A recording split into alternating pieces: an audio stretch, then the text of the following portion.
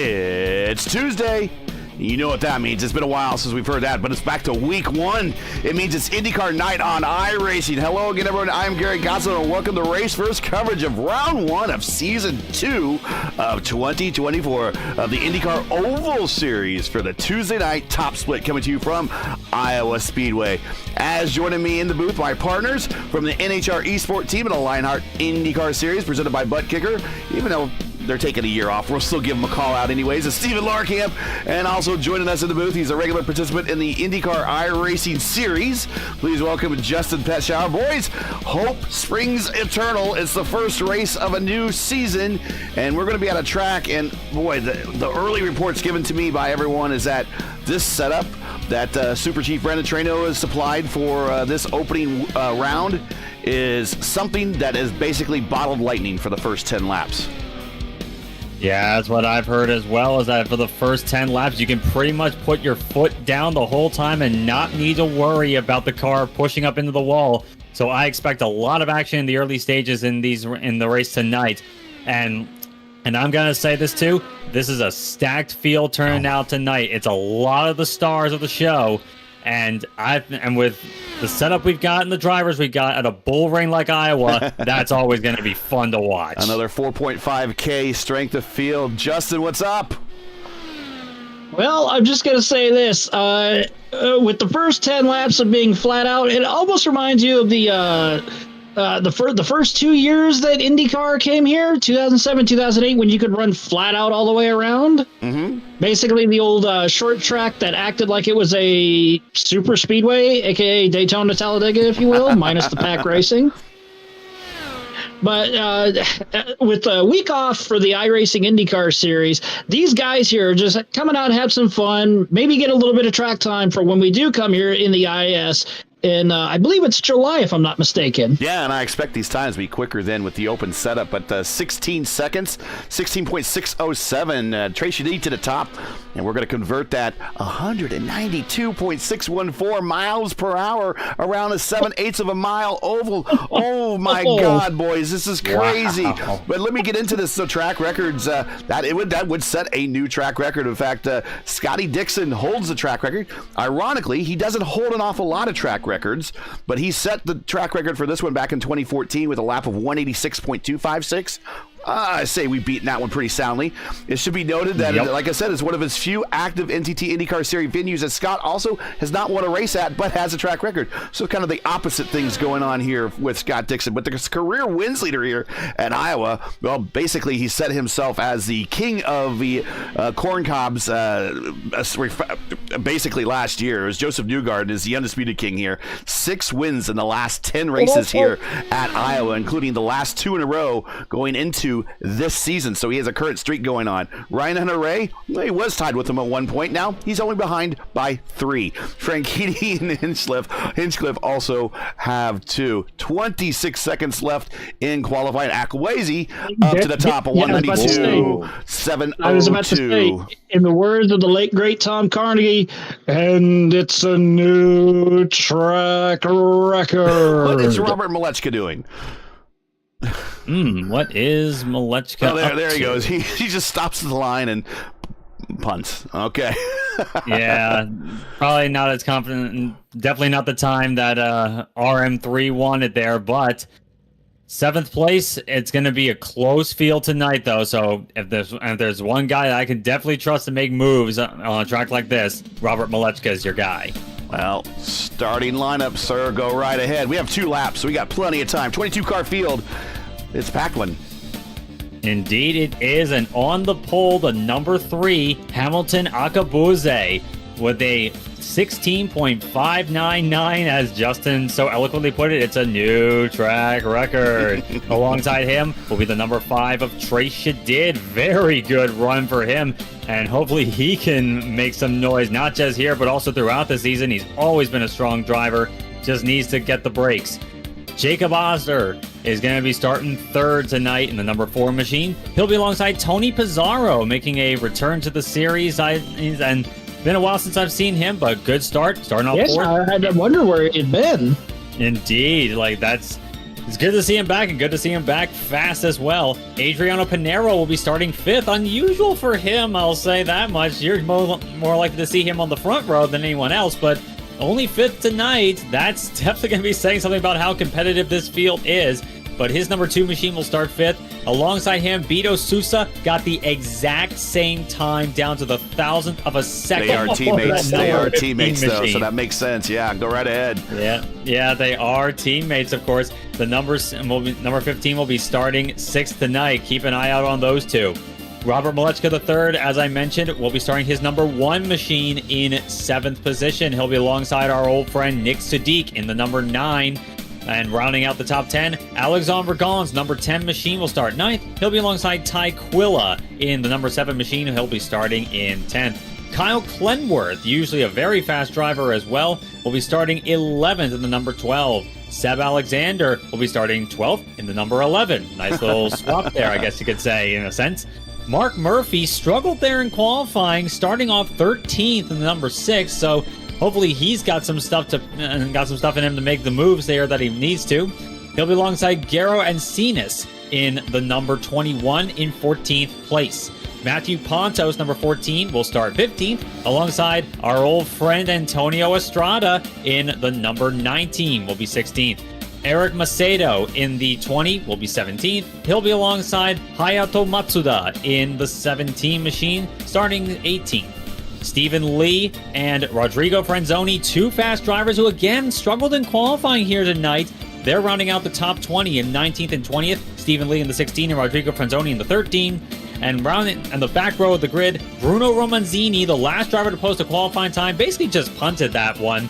He will start 21st alongside Yvonne Drolet, the only driver to not post a qualifying time. The number 22 will start 22nd. There we go. And we want to thank the good folks at 4D Racewear for upping their contract with us again to be a title sponsor with us again this season and for the IIS. I want to thank those guys at 4D Racewear. Check out their line of made-for-sim racing gloves and apparel. Check them out. The link is in the description. 4D Racewear. Thanks Jim Herrick and them one more time for being with us for one more season here in Fixed and also the entire season in IIS. Getting ready to go racing. Steven, it's been a couple of weeks. You ready for this? You still got you sharp as a knife? I hope I am, but hopefully these guys are too. It's going to be a dogfight here in the corner of Iowa. Pace car down, green flag flies, Aquabuze on the throttle immediately. Jacob Oster already trying to take advantage, going to the inside of Trace Shadid, but Aquabuze away into turn 1 at Iowa. Big lead already. Oster, almost some contact back there. Malechka 3 wide. Yeah, Malechka taking it 3 wide already. He's not going to be laying around at all. And Nick Sadiq starting to drop back a little bit. Big problems for him. But it's Acapuzze leading lap number 1. And I'm seeing Adriano Pinero taking a look down to the inside of Tony Pizarro. I'm coming off of 2. Very, very close there. Yeah, you definitely get a couple of good runs, especially on the first 10 laps, as we were talking about earlier. Flat out all the way around the bull ring here in Iowa. Of course, it helps that it's under nighttime conditions instead of daytime conditions. Certainly does. A low track temperature, only 70 degrees Fahrenheit is the track temp right now, and that is cold as far as... Oh, caution's out! Oh! Stephen Lee in trouble. And we have, is that Roman? That's not, is Matthew Ponto also involved in the number 14? What happened to them? Oh, okay. So we would probably be able to see better if we go on to the in-car here. Oh man! Oh, there's a car up front. If we watch that, there's a car up front, a little bit further up front. Not sure who that was, but is that Antonio? I believe that was Matsuda slowing down, and he actually hit another car as well. I think that might have been Antonio. Yeah, it was Estrada. It actually showed on my screen that Estrada lost his rear wing in the contact there, but it's popped back up. I'm guessing. Yeah. Well, I'm sure that's why everyone was kind of checking up there, and that's kind of what happened. But wow, already a couple laps in. Looks like Antonio is coming to pit road. Looks like Masuda is coming to pit road as well. Antonio probably just wants to get it looked at, but definitely for sure, Matsuda needs a new front wing. as we are back to live television at the moment. But yeah, that was a really quick stanza there. Yep, and it can be part and parcel of bull ring races like this. Iowa Speedway, you're going close quarters at high speeds. It's kind of the Bristol of the IndyCar calendar. And with races that act like Bristol, you can get contact. Do not remind me of IndyCar at Bristol, please. Week 13 back in 2015. There's a reason why it's week 13. As we called it. There's a reason why it's week 13. Yeah, I think we unearthed some bad memories there, Justin. And don't get me wrong, it was chaotic fun, but yeah, you talk about the dizziness factor. It was more, I hate to say it, it was more than Texas was in 2001. Yeah, chaotic fun, emphasis on chaotic. And that was with the DW12. Yep, I still remember that. The IR18 was still years away at that point. Well, we are currently under caution here. Let's see, take a look and see what we got for movers and shakers in the field. Not a lot. The highest one's up. Franzoni's up 5 spots. And Yvonne Droulet up 6 spots from the rear of the field there. They managed to work their way around some of that carnage. A lot of people have stopped because of damage. We have some people on pit road getting topped off at the moment. Eric Mercado currently is the last car running, but we do see Matsuda now behind him with a new front wing. Antonio Strada is on pit road. Looks like he's taking a leisurely stop there. Looks like Matthew Ponto, unfortunately, is done. Stephen Lee is still rolling, but he is minus a front wing still. I'm wondering if there's one of these things where that if he stops, it's going to say terminal damage. And, well, I think he needs to, because I don't think all 3 wheels are making contact with the road. I think if he hits pit road, it's going to say we're too damaged to continue. I think he's wanting to go as far as he can here. We'll Definitely see. Looks pretty cockeyed here as Stephen Lee comes down on the pit road. Another car coming in as well. That's Eric Masato, number 20, getting himself topped off here. I don't think we got to how long this race is tonight. It's 110 laps, which sounds like a lot in a lot of other contexts, but at a bull ring like Iowa, it's going to be pretty quick. Yeah, especially if you get a lot of green flag running. We're already 7 in. Lights are out on the pace car, getting ready to go green. Thanks for joining us here. Race First, this is round 1 of season 2 of 2024 here of the IndyCar Oval Series now, which is officially called. Make sure to smack the like button there. Subscribe to the channel if you have not done so already. Ring the bell. All the good things that we like for you to do. Thank you for joining us on this Tuesday night. Green flag back in the air. We're back racing here, boys. Akabuze on the throttle already. Jacob Oster follows him very well, though. Green flag flying here on lap number 8. Oster is going to be looking for any opportunity he can here, but as you mentioned before, after 10 laps or so of fresh tires, there is Tony Pizarro. Looks to the inside on Trace Shadid. But after about 10 laps of green flag running, it's going to be interesting to see how the tire game plays out here and what Oster can do to get up to the rear wing of that number 3 machine. Klindworth and Ty Quilla side by side. Sorry, I didn't mean to cut you off there. This is a battle for 8th and 9th. Kind of keeping eyes on Robert Malechka as well. Yeah, I'm also keeping an eye on Adriano Pinero. He is harassing the back of Tony Pizarro now for 4th position, trying to get a run off the back off a turn 2 onto the backstretch. Pinero looking high, looking low, anywhere he can possibly go. Getting the toe down the straightaway, 197 miles an hour, 198 miles an hour going into turn 1. These cars are absolute rocket ships here at Iowa tonight. Let's do the last lap speeds. Here are the last lap speeds right here, 189. Yeah, you got that. Almost reminds me of the time we were here in 2020, where we were 2019, 2020, where we were going almost 200 miles an hour from the exit of turn 4 all the way to turn 1. Wow. And actually, I was watching Pinero on that last lap. His speedo did touch 200 miles an hour going into turn number 1 here. My goodness, the speeds here. Incredible. I think I saw Tracy did getting a bit really close with the wall there. And Pinero, once again, looking at that high line there as Tony Pizarro tries to get clean air, trying to battle with Tracy did for 3rd. And this is going to be, once again, the classic game of find the clean air with the Indy cars. Ooh, as Pinero gets very close to the wall once more. Man.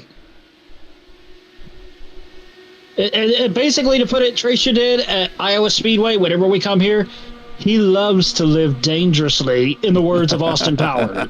Yes, indeed. And I think the same can be said for a few of these other guys there. They're living life dangerously in a lot of ways. Ooh, as Pizarro gets a good run in the middle of the corner, and had to back out of it to avoid ramming into the back end of Trey Shadid's car. I tell you, this Trace rolls out of it. He almost hit the wall. Pizarro underneath. This is what the two I5G teammates are looking forward to up front. They want to see this battle back there as they can kind of break away. Yep.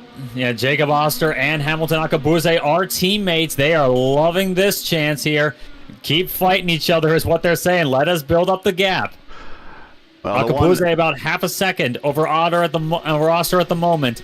Yeah, still about the same. Back to Trey Shadid. And Pizarro with the trouble, Shadid with the trouble about 2 laps ago. Yeah, Kyle Clinworth. Oh, Kyle Clinworth is, I think, might have been part of it. He's fallen back. We'll let's rewind here a little bit. Trying to let's see what happened to Clindy. Yeah, Clindy is missing a front wing. But he is not related to that. But he lost the front wing a lot earlier. So that is okay. So Clindy what is going on with? Is it a full moon tonight or what? Is that Ragon? So I see Garrow and Cenas. So he makes contact. So Clindy makes contact with the Sidewinder, and Sidewinder kind of rolls on, and Clindy then is now a innocent victim here. And now we're going to have a whole other accident happen, which is probably good for Clindy because he's going to have to stop. But then here comes the accident.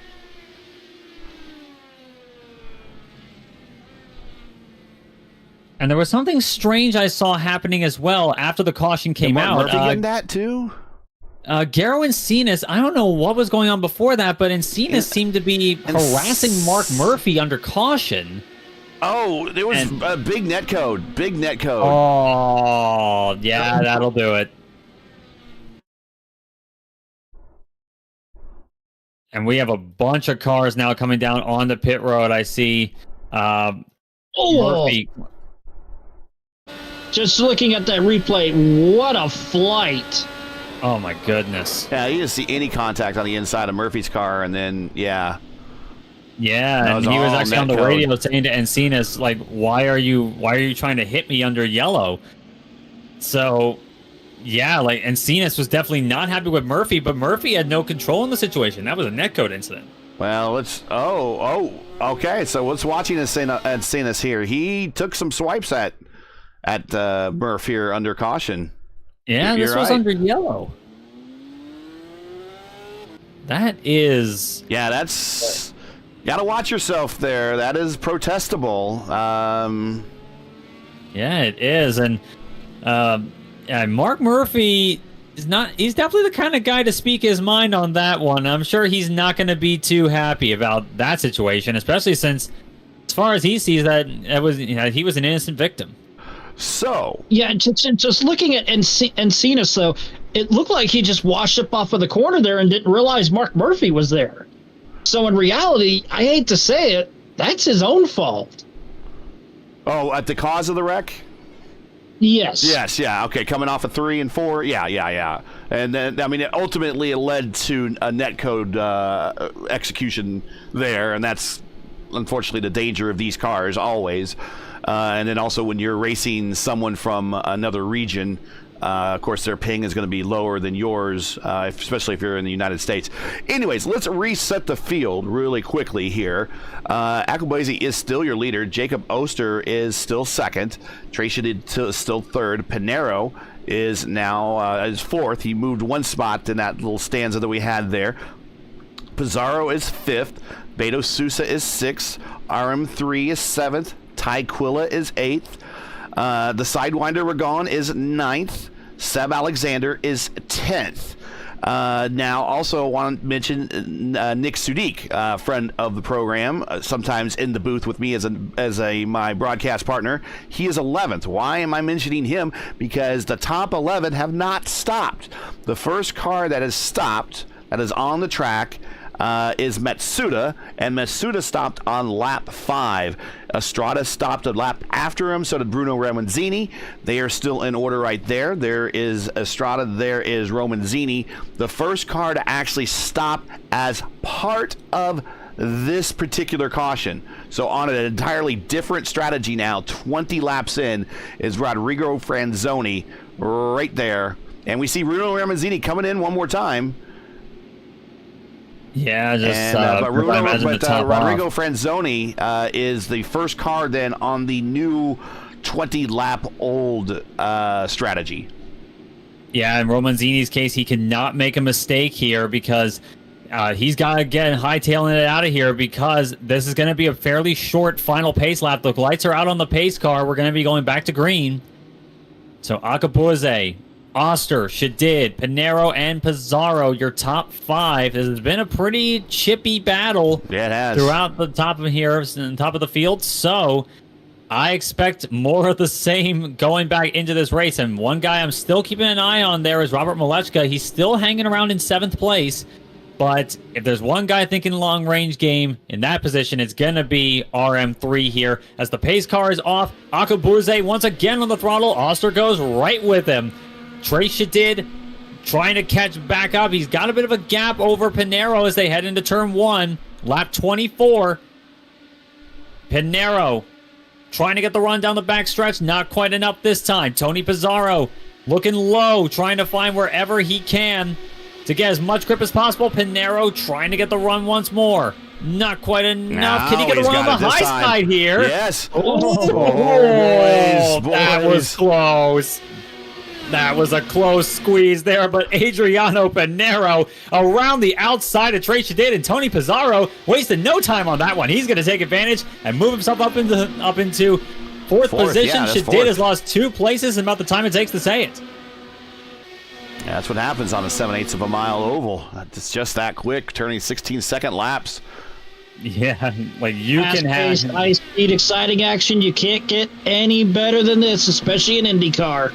Oh, yeah. I've actually been to Iowa Speedway for the 2019 race here, which was at 11 o'clock at night, funnily enough, because of a major storm in the area. Here comes Oster. Oh, here comes Oster looking to the low side on Acapulco. He takes over the point. Acapulco coming back, though. These two are teammates, remember. Don't want to get holding each other up too much there because look who's moved up into 3rd place. And it's the one guy you probably don't want to see is Adriano Pinero. I think they are playing the game of leapfrog here because they do not want Pinero to catch him, and Pinero is not catching them right now, actually. Yeah, and looking at the margin. Yeah, like it remained the same over the line the last lap as it did before. These two kind of playing the Team Penske at Auto Club 2000 sort of game early on in that race where the late Gilles DeFerrin and Elio Castroneves, they were going back and forth, trying to gain themselves an advantage over the cars behind them. Same deal here, though. Looking at Oster, still taking the fight up on that high line there. That's allowing Pinero to catch up now. Oh, very close stuff there. You gotta be careful. What's the number 1 rule in racing? Do not wreck your teammate. What is rule 2? What's the number? What's rule 2? See rule 1. You have to defer to rule 1. You were also bringing up the 2000 kart season finale at Fontana. Also remember that turned into a mosquito baitment race the day after. Yes, it did, because it was rain delay to the next day, and then pretty much everybody and their mother had a blown engine after that one. Well, Pinero is there. Including Castroneves. Yeah, Pinero's there, so much for that strategy, and so is Pizarro. I think maybe their tires got used up the first 2. I don't know. We're watching right now. 1st, 2nd, and 3rd as these 3rd, 4th, and 2nd ranked cars in this race. So, and Pizarro is ranked 8th, so no slouches up at the front here. And Pizarro, I think, has kind of just been idling his tires a little bit, riding a slightly higher line, and has worked his way into this battle. And they got a lap car to deal with here. It's Mark Murphy, in fact. He's limping along with damage at the moment. He's telling them to passed him clean on the low side there. And a rough night so far for Mark Murphy. That's a shame to see. He was feeling pretty confident coming into this race, and it's just all gone downhill since the green flag drops, and it's very unfortunate to see for our old friend of the show. Yeah, speaking of Tony Pizarro, though, that paint scheme, though, it's very interesting. He's running that tied scheme, so he's definitely wanting to clean up the competition on the track. Yeah, he's been a big fan of that tied scheme. I can't really remember him in another scheme when we had him in the top split races. But boys, do not look too far behind. Look who's in P5, stalking. Yep. There he is. There is RM3, Robert Malechka the third. He's gotten around Shadid and Beto Sousa. He's got a bit of clean air at the moment, so he's got about 9/10 of a second gap up to Tony Pizarro, and he's running a little bit quicker, but it's gonna be hard, a big ask at the moment. But if there's one guy I think that can manage that, it's gonna be our boy RM3. Now, before we get back to the on-track action, quick note: the next race for the IAS, where is that, Gary? Because we were just talking about it just a tad bit ago, and a certain 2000 race. Yeah, it's actually 2 weeks. For NTT IndyCar weekend at Thermal. The IndyCar iRacing Series, IIS, here on the service, has opted to choose Fontana as their version of Thermal to also help with the oval count as well. So open racing coming up here in 2 weeks. Top split Saturday, 2 o'clock. See us there at Fontana right here on Raceverse. In a way, I'm kind of sad it wasn't Willow Springs, but on the other hand, Auto Club always puts on a great show, so I'll take it. Yeah, if you also remember, there's not enough pit stalls at Willow Springs for the IAS. Very true, had actually. a very, very nice opening weekend with a very strong showing on every split. We had a 5K split that we broadcasted on Saturday. I can't remember last time we had a 5K split, but it was massive, and the number of drivers. We were close in 2022 at Indy Oval. We were close to it. It's been a while, and the drivers that were in that split were some of the outstanding car control, outstanding battles across the board, and can't wait to see those guys on the oval coming for the next race. Yeah, 150 laps in the daytime is going to be hot, slick, but it's going to be so much fun. Mm-hmm. Now that we got that out of the way, let's get back to the action on track in front of us, gentlemen. And Akabuze opening up a gap there. Ooh, Pinero getting a bit close to the wall there as he's trying to run down Jacob Oster for P2 and bringing Tony Pizarro up with him. They're actually pulling away a little bit now from Robert Malechka, but if they start fighting each other, that can only be a good thing for the number one machine. Yeah, it's 1 second right now, just under a second right now. Watching this battle for third between Pinero and Pizarro. The battle at the front between Akabueze and Oster, the Worm Man, has kind of stabilized at the moment. So this is really the closest, highest battle on the racetrack between Pinero and Pizarro. And I think Pizarro is really pacing himself right now. He doesn't seem to be really aggressively running down Pinero. He might be sitting here kind of observing the situation and maybe biding his time. Malechka is getting closer. He's knocking on the door of 8/10 now. Yep, and with running lap number 50 at the moment of 110, so we haven't even gotten to the point where these guys are considering pit stops at the moment. It'll probably be around lap 70 or so that these guys start to come down on the pit road. So it's gonna be a bit of a waiting game, I think, for some of these guys. But Pizarro is patient and plays it right. He could like pretty much anybody. I can imagine undercut is going to be pretty substantial here. Ooh, so the guys who come in first, they're going to have a good opportunity. Pinero almost in the wall there, but still keeping it straight, and at least all the corners seem to be aligned. Yep, keeping it nice and steady so far is Adriano Pinero.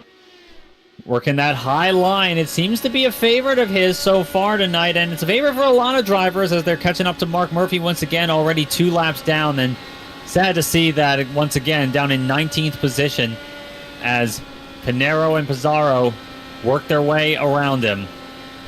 And that's another thing, though, about Iowa Speedway that, in my opinion, it's kind of one of the more popular tracks for not just the Indy Oval Fix or the Indy Road Fix combined series, but also the IIS. You can run low, middle, and high. You can basically run anywhere you want, and you can still put on some damn good racing. Yeah. And also, like, depending on the weather conditions, I find it's one of those races where each of the weeks you run it, you never get the same kind of race. It's really easy to have, like, different kinds of races happen here, different kinds of strategies play themselves out. Iowa Speedway can throw a lot of curveballs at drivers, and they can hit them back. Riding Working along lap with number 56. Yep, riding along with Pizarro. Pizarro working the low line while Pinero is running high here. And it's interesting to see them playing it out here because Pinero gets good launches off of the exit of the corner to maintain the gap over Pizarro. And Pizarro, with the clean air working to his advantage on the low side there, he's catching it back up in the middle of the corner at times. Looking at his choice of gear, he is in 6th gear and is staying there. Pinero, 5th gear right now. As he comes off the corner, he is going to shift up here. Yeah, and there Pizarro it is, down on the 5th. Yeah, so I imagine Pizarro at this point still very much playing it for the long haul at this point because we still have a long haul to go here. And I think when you're in 6th gear, you're also in a degree of fuel conservation in these cars. But if you could keep up and still run 6th gear and maybe a slightly lower map, I mean, this is going to be his one and only stop. Might be a shorter fill than the guys in front of him. It might allow him to jump a position. Could very well be. And another little thing that I've seen play out a few times is if you go further, and I think about 10 laps further would be the gap, maybe more. If you are able to get that somehow, you're going to have fresh tires towards the end of the race, and you're going to be clicking off fast lap, while everyone else is struggling on older tires. He's there. He's there. Hello, Malechka. Robert Malechka the third already having a look down the low side there. He's wasting no time at all. Almost drifting up into the boys. There was contact there, I think. Malechka going hyper aggressive at the moment. Immediately apologizes on the radio, though, to Tony Pizarro there, but that was an aggressive move there by Robert Malechka. He does not want to sit around at all, as Trey Shadid, I'm actually, like, trying to look at the positions here, like, Trey Shadid way back there. I've lost track of that there, but Malechka 3 seconds behind, now 4 seconds behind Malechka. Yeah, like these guys have checked out compared to the rest of the field right now. 18 cars still on the lead lap. Last one is Bruno Romanzini, and he's about to get lapped by Hamilton Akabouze, still holding a half-second gap over Jacob Oster, and he in turn has over 1 second over Adriano Pinero at the moment. This battle has really been helping out the Team I5G guys. Romanzini not giving up easily. And Pizarro now on the attack on Adriano Pinero. Had a peek down on the low side once more.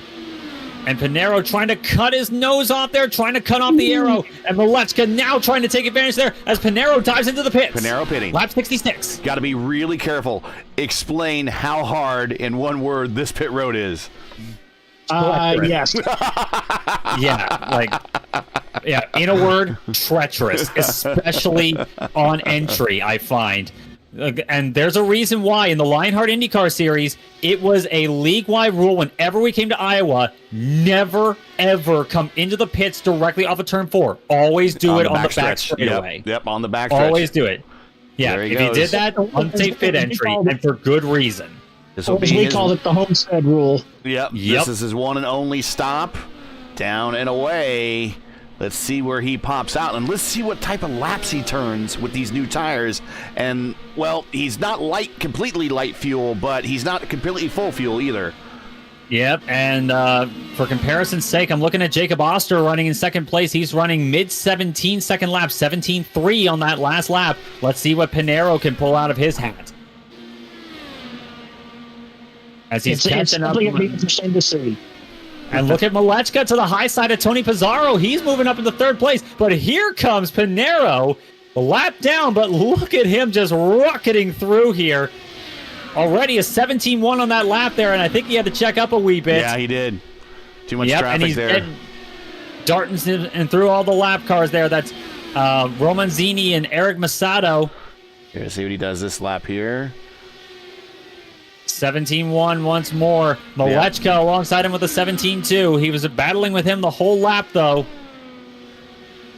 And these are going to be the money laps right now for Pinero. Acablazy coming in. Very good job. Under control. He had to bring it down big time. And there was already a car. There was a car on the road there, too, that was Stephen Lee. So he had to get around Stephen Lee before he got down onto the apron. So good car control on his part. Jacob Oster's now going to stay out.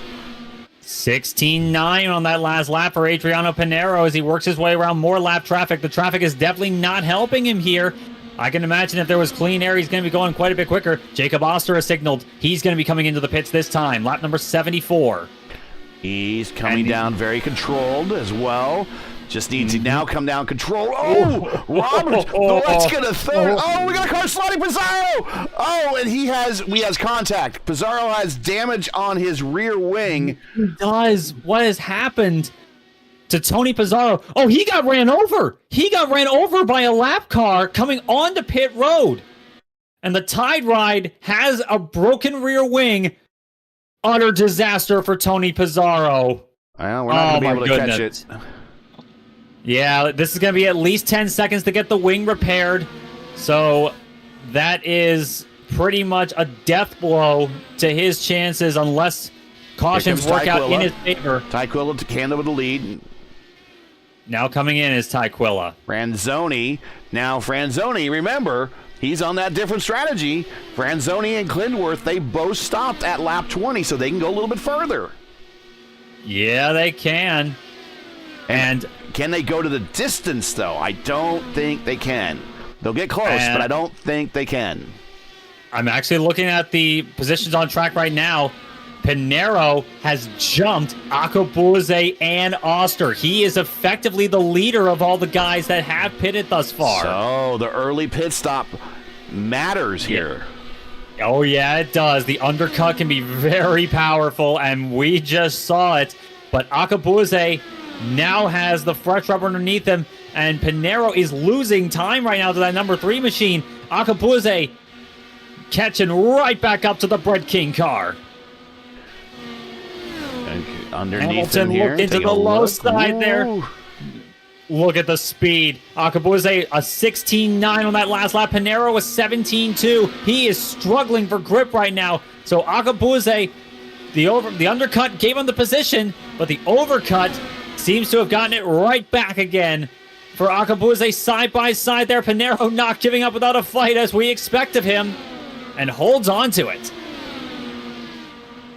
This is very interesting. Not very often do we see someone really take the fight to Adriano. Normally it's Adriano taking the fight and then going off into the lead into the distance. Normally we don't see someone bringing the fight to him, but I5G's got themselves a new ringer in Hamilton here, and he is going with big roundhouse punches here.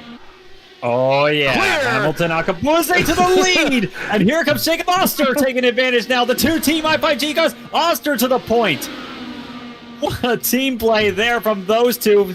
And with Pinero being blocked out by Akabuze, losing 2 spots to the race lead. And that's now effectively, right now it's Rodrigo Franzoni officially at the point. But Jacob Oster running P5 at the moment. And here comes Malechka getting by Pinero now. So Pinero losing 3 positions in effectively the blink of an eye here. Lap number 83. And Pinero struggling right now on the older rubber. Can he do anything about it in the later stages of this race? It'll be interesting to see how it happens. Only Indeed, 4 cars, the top 4 cars on the lead lap right now, but they still all have to stop. They're all on that separate strategy. Now, Romanzini topped off a couple times, so he pitted the lap of 23, and Eric Mercado pitted on 22. So the 2 guys up front that stopped on 20, they're going to have to stop here probably in the next 10 laps or so. Yeah, this is going to be It's going to be interesting to see how long they can possibly manage that. And the thing I'm going to keep an eye on, particularly with Franzoni. Yep, Franzoni coming in. But the thing I'm going to particularly watch with him is, power split that thing coming on the pit road there, coming dangerously close to that concrete barrier, but the number 13 Break King machine holds on. So the thing I'm going to keep an eye on with Franzoni is his lap times and what kind of positions he can gain out of this later on in the going, because he's going to have the freshest tires out of all the leaders. He had a big gap back to Clenworth and Romanzini, so he's going to be the biggest threat for a lot of the guys in the top 10 right now to gain some spots back. Malechka had a little bit of a trouble trying to get around the Sidewinder were gone, but he is around them. And now he's setting sail. Now, Clindy is still needing to stop. He is getting around. There is the leader that Franzoni, who previously was leading. He is now off pit road, so we're going to watch his laps here momentarily. But Clinworth is the leader. Yep, and he's actually gotten out. He's gotten out ahead of Adriano Pinero on track, though he's 2 laps down at this point in the race. We'll see what he can pull here. Romanzini coming on the pit road, but Jacob Oster is just he's actually on the radio. He's actually frustrated with a lap car at the moment. And that is Yvonne Drolet, I think. Yeah, Drolet holding up our the effective lead at the moment. Kyle Clenworth has assumed the race lead. I don't see him doing anything that's... I mean, he is a lap down, but I don't see him holding them back necessarily. Yeah, I don't either. Like, he's within his rights to do what he's doing. It may not be ideal for Jacob Oster, but Oster is the leader now, as Clendy is stopped. Romanzini on pit road there. On pit road, yep. Oh, contact there! There was actually... is our leader, Jacob Oster, in big trouble right now. Oh, and he almost went to his teammate. He actually got some contact there with Yvonne Drolet. And Drolet actually spun coming off of turn 4 on the last lap. Unbelievable. Caution is out. Oh, netcode. Clenworth in the wall. Netcode. Whoa, almost another car collected there. That was definitely a netcode contact. I think I'd agree with you there. And Clenworth we're catching up with Clenworth here. And Jacob Oster is furious right now at Yvonne Drolet.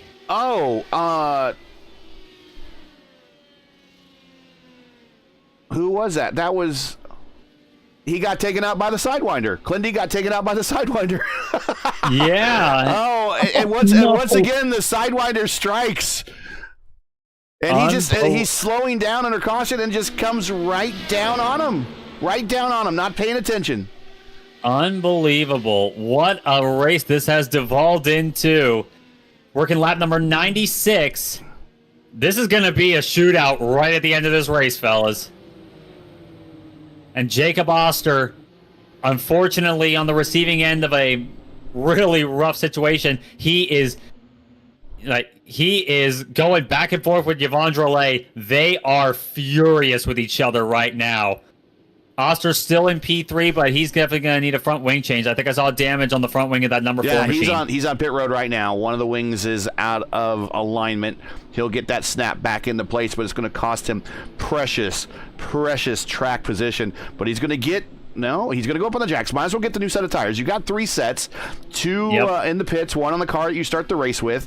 Might as well use them. Smoke them if you got them, as they say. And, Pinero came to pit road. So Pinero obviously thinking the new tires matter. Yep. So maybe he pulls a Ryan Hunter-Reay from 2014. Yeah, like, this is going to be fascinating to see. Like, these 3 in particular, Pinero, Oster, and Trace Shadid, they're going to be on the freshest rubber of everybody, and they've got mad fast race cars. Let's see what they can do. Hey, if you're enjoying Race Versus coverage of the 4D RACEWEAR Tuesday night Indy Oval Series top split, and you respect the stream, please do us a solid. Make sure you support us by subscribing while you're at it. Don't forget to smash the like button and click the bell so you miss out on future Race Versus iRacing broadcasts. Tomorrow night, we're doing DW12 action with the ISRA, myself, and Luis Gonzalez Nunez. That's right. LGN Fox 1 is making his broadcast debut with me in the booth, calling DW12 action at Charlotte. Don't want to miss it. That's tomorrow night at 8:55 p.m. Eastern. 98 of 110 in the books, and we're going to have a sprint to the finish. Yeah, and sprint is definitely the word for it. I'm going to be fascinated to see what, particularly the guys on fresh tires, what they can do and what the guys staying out can do to hold them off, because they're going to be coming through. Will we get the wave around? Because we got Franzoni in the middle. Are we close enough to the end that they're going to allow the leaders to all pack up and send all the lap cars to the back, or are we going to go green with Franzoni there? So this is an IndyCar rule that if we see go into effect here, where towards the end of the race, the rules will allow all the leaders to pack up together. All the cars that are a lap down, more than a lap down, 1 lap or more down, will go to the back of the pack. So we will see if that happens here momentarily. I think that will be what happens here. I think the rule is that it's within 20 laps of the checkered flag that they're going to be allowing the leaders to bunch back up with each other. And we're definitely within that threshold at this point. We're going to be at 10 laps to go when we take the green flag here. And speaking of Charlotte in the DW12, where are we going to next week as well for the IndyCar Oval Fixed? I think I have it in my notes somewhere. Yep, we're going to Charlotte. Yeah, we are going to Charlotte. That's right. That is right. We are headed to Charlotte.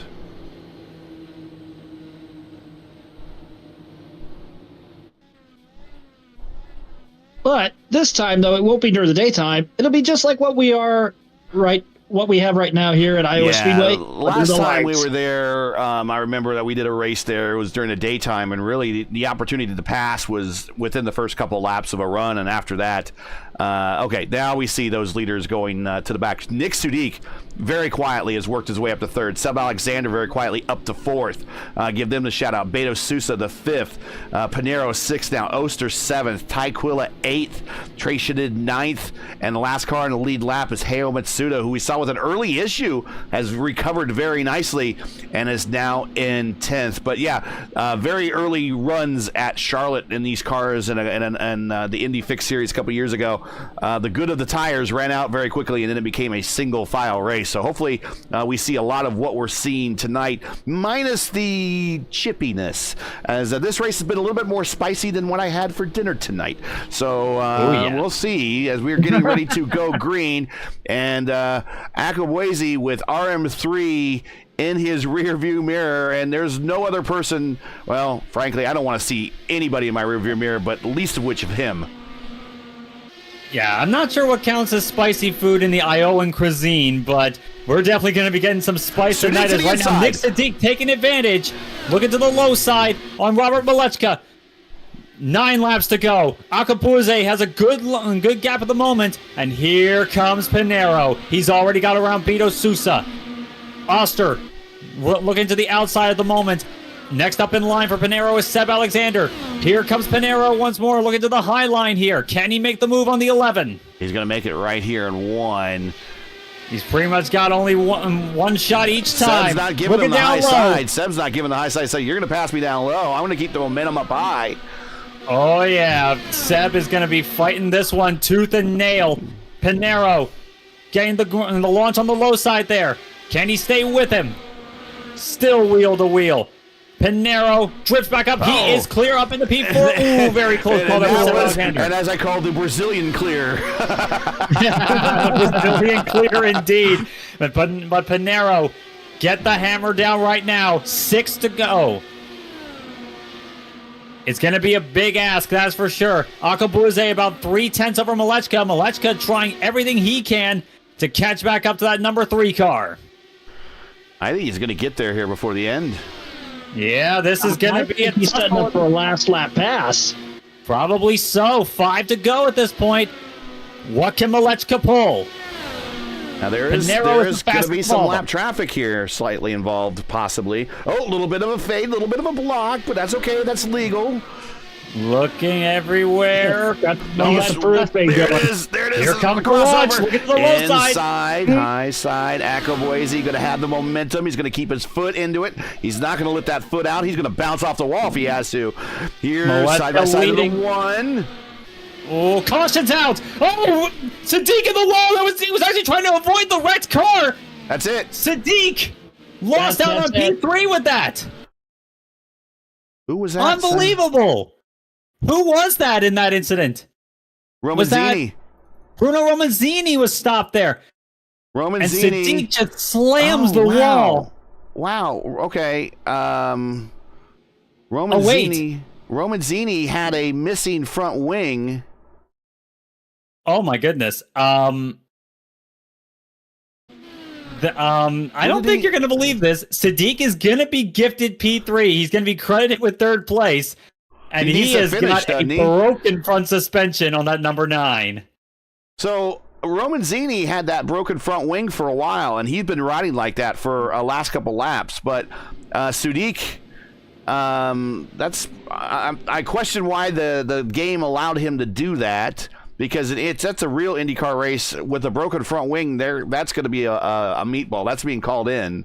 Yeah, that'd be a meatball flag immediately. So Nick needs to really bring this thing home. I'm sure his car is. Well, let's check it out. Well, no, he's tracking straight. Look at that. Well, I'm seeing a wobbly front wheel on that front wheel on that number 9. Yeah. It is. He's gingerly. You don't want to add too much gas. That will come around very easily. He just needs to make it another less than 7/8 of a mile. Yeah, just so what was happening? We'll watch this finish here, and then we're going to go back in time and watch what happened with Nick. Yeah, because everyone was scrambling to get around Bruno Romanzini. In fact, I think Oster was lost a position to Ty Quilla in that whole exchange. He's down in P6. But coming up the final corner, it's going to be Robert Malechka III after a great tussle with Nakabuze at the end. New season, new series, really. But same old story. Later. It's going to be Robert Malechka III. Fantastic champion. Result. Yes, excellent. Well, let's go back in time here and check out. I wish there was a way that we could bring up this replay, cue this replay quicker. So we're just going to do it the old-fashioned way.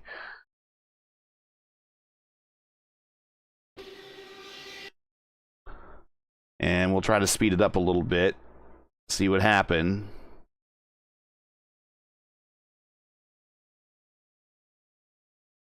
He was riding the high line the whole time around. Yeah. Riding that high line. He sees Romanzini over and corrects it into the wall there and just smacks the thing. Now, see, I got to ask the etiquette of when you do this, and let's watch from his point of view how fast. Why is he rolling back into the line of traffic? Why don't you tow? Yeah, why don't you tow? If you know that you're doing 16-second laps and the leaders are coming up on you, why do you roll back in the traffic and take someone out innocently and cost them safety rating? Because he was going to finish this. He's going to finish this race with no incidents up until that point. Why do you do that? Why don't you just I'm facing the wrong direction. Here come the leaders. Let me punch out of this thing. Yeah, because I saw he got punted by Stephen Lee that caused that incident. Just coasting back down there. I think he should have been on the reset button as soon as he was going around there. He knew he was screwed at that point.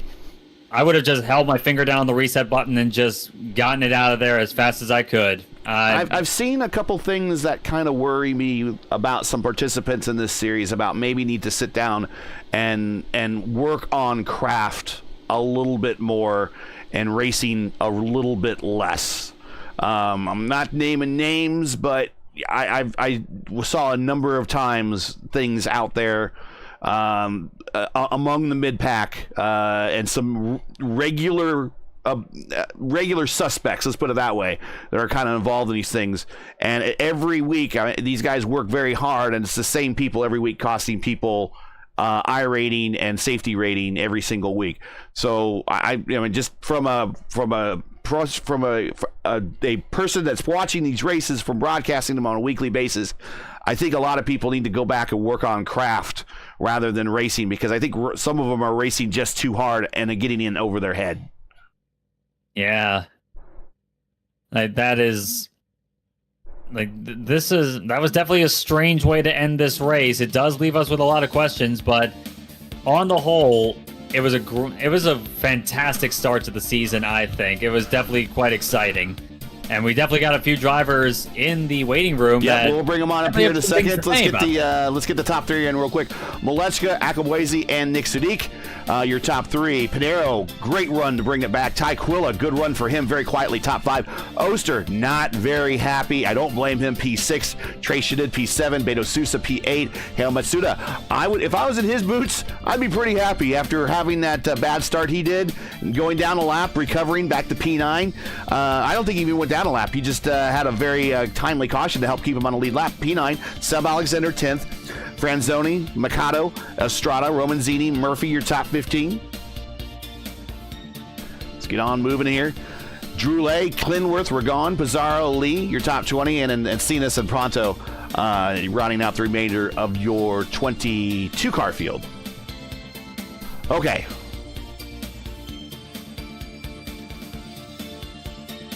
And let's bring up Nick. I'm just gonna say this: it's not the iRacing IndyCar Oval Series unless there's a little bit of controversy to start the season. Well, we got Nick. Nick, first of all, great to see you in a podium capacity instead of in the booth on a broadcasting capacity. I was asking myself, why didn't Romanzini just punch out if he knew the leaders were coming? And instead, we watch the replay and he rolls right down in front of you. I don't know. Hold your brakes. I don't know.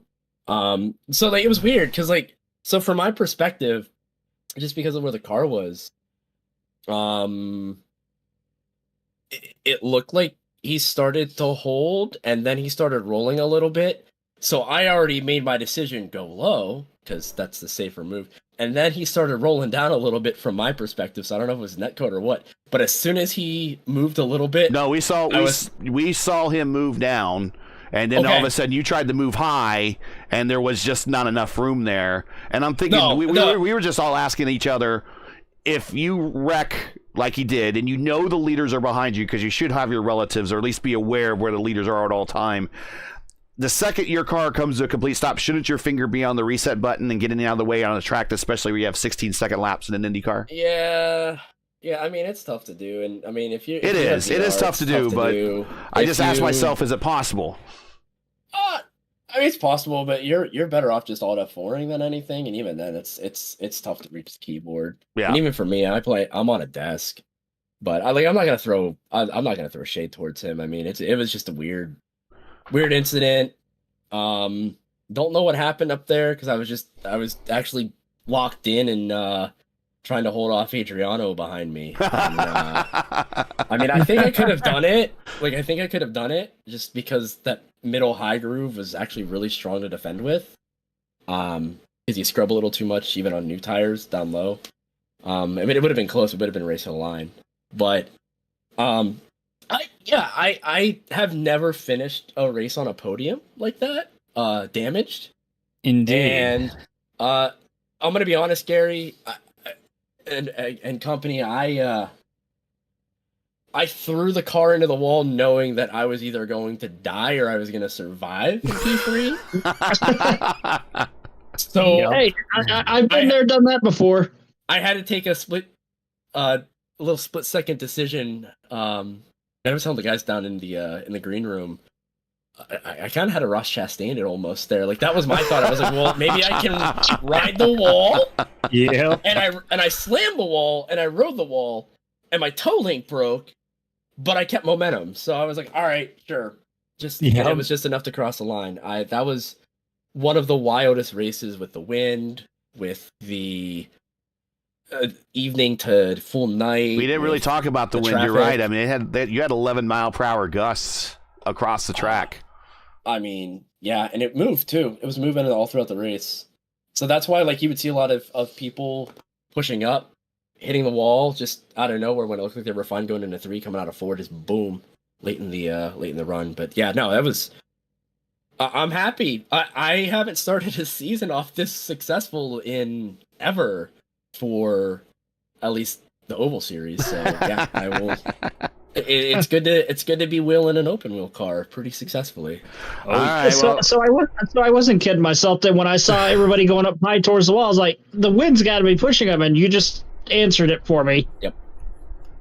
Well, you know the drill, sir. Shout outs and sponsors, people you want to say hi to. I know you're happy, and I know you got some. Yeah. Let's get down to business. All right. So yeah, Team Watson Racing setups. Check them out. You love Road to Pro. They got Road to Pro sets. We're in the heat of it. We're in the thick of it. Join the team. They're awesome. I'm busy on Thursday, so I can't run it, but god dang, they're really cool. So check them out. Team Watson Racing setups. Yeah. Arcade Monsters down in Florida. Hey, you like arcade games? Sure, you want to play who arcade doesn't? games. You want to import some arcade. You want to play imported arcade games. Yeah. You check them out all across Florida in the southeast. And they're expanding. They're awesome. Yeah, check them out. Let's see, what else do I got? Oh God. Now, are there pinball games as well? Teammates. Yeah. Oh yeah. Yeah. Who do I have on the car? I haven't done this in a hot minute. I mean, I don't know. Community, Rob, Trano, everybody that tests, putting out good sets. You know, this is still one of the better sets that I think I've ever This was a dealt with. great set that we saw racing wise. You know, I love the community. The community always has come together. And I said this in the ERL broadcast a couple weeks ago, in Elite Racing League. But you know, it's good to have us back. It's good to have everybody cooperating. There can be beef, but it's all friendly. You guys, Raceverse. I have to mention you because I'm technically a broadcast partner. So yeah, Raceverse, check us out. Yeah. God, I don't know. Ohio DDR, the Ohio Rhythm Game Community. I mentioned them. Hi, whoever's watching. Hello, love y'all. Okay, I'll let you guys interview everybody else because we're all hungry and tired. You got it, man. Congratulations on the P3. We'll see you next week. Bye. Bye. Let's bring up Hamilton here. Hey, Hamilton, sorry about the wait. Nick likes to talk a lot, but P2 for you. We're leading for most of the race until you had Jaws behind you all of a sudden stalk you and then get you there in the closing moments. But let's talk about that battle with Robert there towards the end. Didn't quite go your way, but you raced him really, really, really hard. I mean, yeah, I was trying my best. Maybe I could have had a chance if the caution doesn't come out. But as usually tends to happen whenever we're racing, a caution comes out while we're side by side. So, yeah, didn't really get much. But the rest of the race was pretty fun.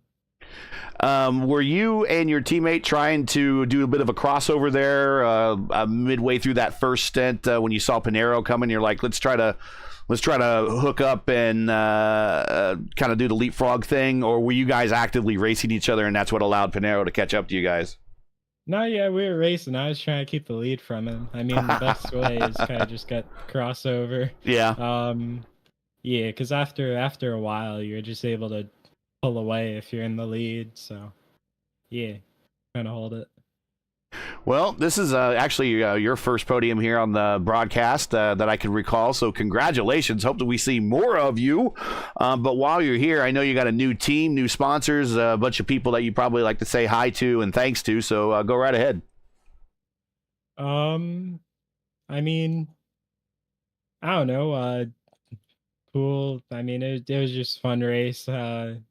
Obviously, I5G, me and Jacob getting absolutely destroyed by Yvonne, but it happens. So, yeah, have fun. Yeah, there was a lot of questionable racing going on back in that pack. I will agree. I think I talked about that at length before we jumped into the interview booth. But thanks for joining us.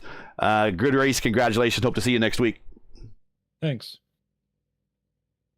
All right, let's bring up RM3. Hey, Robert, congratulations. Just enough there in front to get the lead with the caution. And not an easy race for you by any means. I'm not sure what happened qualification-wise, but kind of your Your normal qualification pace is, I would say, probably faster than that, but you're a little bit back more in the field this time.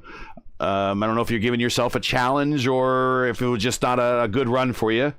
And you fought through all of it, through all the traffic, and then not just the racing traffic for positions, but it seemed like lap traffic was playing a major factor for a lot of people today.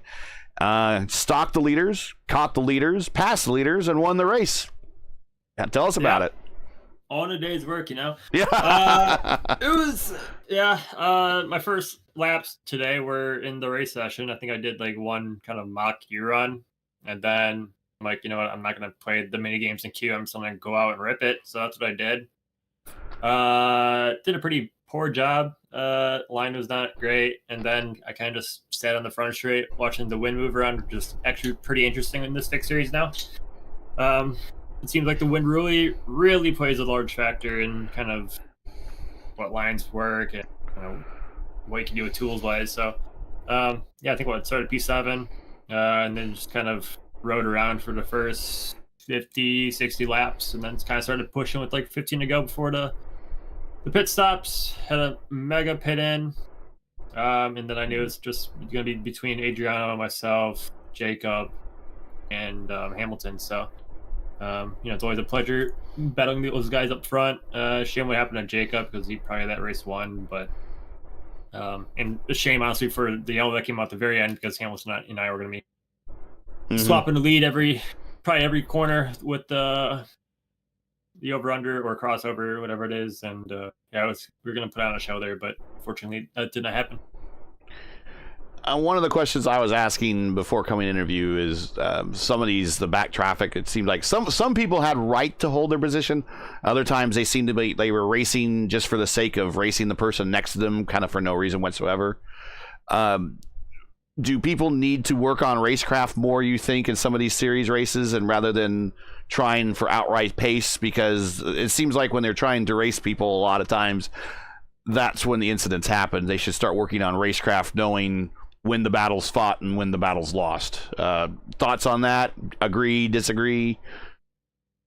I mean, yeah, I agree. It's just, it's hard for, people to do that just based on like a plethora of, different things that kind of go on with life and all that. So I know it's hard for a lot of people to, not do much practice.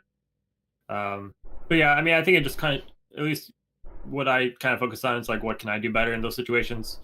Kind of seeing where people are running before I get there, and if they are gonna kind of race me harder, use that to my advantage as well, and just make them kind of mess up in some way. Yeah. Okay. All right.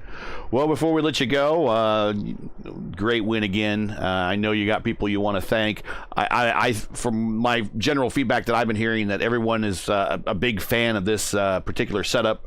The qual and definitely the race setup. So I think major props to the community there for getting a good race setup, putting on mostly a good product on the racetrack. But I know that you got some sponsors and some teammates you want to shout out to, so go right ahead. Yeah, shout out to Power Slide. I think we got some league races coming up. So, and Indy's just over 2 months away. So looking forward to that. Shout out to Sudik, Jacob, Hamilton, kind of on the car. Working together. And that's about it. All right, well, congratulations. We'll see you next week. The champion last season, starting out as the points leader this season, hopefully, as we're halfway, or at least partially through the first week here. So with a 4.5K race, I would imagine that you're probably got a good, at least a slightly point lead here. So we'll see what the point lead into next week, possibly. Congrats, and we'll see you next week. Yep, thanks, boys. Take care. All right, boys. I'm gonna be on my my soapbox about some of the racing here I saw. I think folks need to really work and be more considerate. But again, I think that's maybe a story of this series going back many years.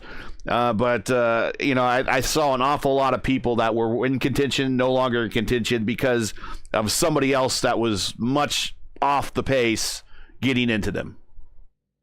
Yeah, that was something we definitely saw pretty regularly. And Unfortunately, it seemed like everyone seemed to have a bit of a hot blood tonight. Yeah. And I don't think that really helped the case here. But a track like Iowa, especially with as good a setup as everyone had, everybody loved the set. Everyone could be aggressive with it. If you can be an aggressive setup at an inherently aggressive track at Iowa Speedway, that's going to lead to aggressive racing, even if it's not for position. I find sometimes, and for some, it just got to their head. It seemed. And of course there was the usual errors that people can make. We all make mistakes. We're all human beings after all. Yeah. But at the same time, it's in some cases you have to wonder, was there sort of a lapse in judgment in times? Justin? What he said. Okay. Yeah. I'm not here to trash talk all the guys here. Like, these guys definitely know their salt in this series. Everyone here has been a familiar face, and they can be a familiar face in great ways. They can be familiar faces in I want to be a bit wary of this guy ways, but they can definitely wheel an IndyCar around an oval. But there's just some of those races where, especially in close situations like this, where aggression can get the better of us, and I think we saw that tonight, and from pretty much a lot of drivers in the field too. And to add to that, after having done stock car racing for God who knows how long, Stevie, you've known me since the week 13 days back in 2013 and so on. When it comes to short track racing, short track temperatures. Well, short track tempers, correct. Yeah. Tempers, yeah. Yep. I mean, tonight, temperature-wise, was fairly cold, but you wouldn't know it on track. Everything's just moving a little bit faster here. Everyone's a little bit more on edge, but we'll see when we get to Charlotte. Now, it could be more of the same. We'll get to Charlotte, but we'll see when we get there. But that's it for tonight. Once again, your podium from Iowa here is Robert Maleshka, RM3 with the win. Hamilton Akwesi, P2, and Nick Sudik, P3. Join Steven, Justin, and myself next week for round 2 of the Tuesday night IndyCar Oval Series top split of Season 2 of 2024 as the series moves to the narrow high banks of Charlotte. Coverage begins around 8:15 p.m. Eastern time. Again, it's 8:15 p.m. Eastern. Remember, it's a new time with the recent time change this season. And as always, you can find the correct broadcast times in your area on YouTube at youtube.com/racefirst. Hey, we love bringing these races to you, but they're not easy, require time and money to produce. Because of your generosity and donations, but it'll bring you IndyCar Oval action nearly commercial-free. If you share our passion for the sport of IndyCar and enjoyed our coverage of the 4D RACEWEAR Tuesday night IndyCar Oval Series top split, please take time to visit our GoFundMe page. The link is in the description, and donate to our 2024 broadcast fund. We do realize times are tough, so any contribution you make, we greatly appreciate it. We thank you for watching and making us a part of your Tuesday evenings going forward each and every week. Now, as you know, we play the YouTube algorithm game. It's not an easy one, so please help support Race First with the weekly grind. Leave a comment below, let us know you thought on tonight's race, and if you enjoyed tonight's coverage, support us by smashing like on the video. If you're new, click subscribe, and while you gotta hit the bell for weekly reminders so you don't miss out more of Race First's other iRacing programming. Keep your browser set here for the most in-depth IndyCar knowledge in all of iRacing. Race First, we know what Indy means. Race First Tuesday night IndyCar Oval Series top split naming rights are paid for by 4D RACEWEAR. Check them out. Check out their line of made for sim racing gloves, shoes, and apparel. Visit them today at 4dracewear.com or click on their link in today's description. For business inquiries and learn more about what we do at Race First, visit racefirst.com. Like us on Facebook or follow us on Twitter. All of our handles are right here at the bottom of the screen. So for Stephen Larkamp, Justin Petschauer, everyone at Race First, I'm Gary Gotcha saying good night. Thanks for watching, and to all our men and women serving in the military and as first responders, Godspeed, God bless, and come home safe. Catch us again next week at Charlotte for the next race of the 4D RACEWEAR Tuesday night IndyCar Oval Series top split. Good night.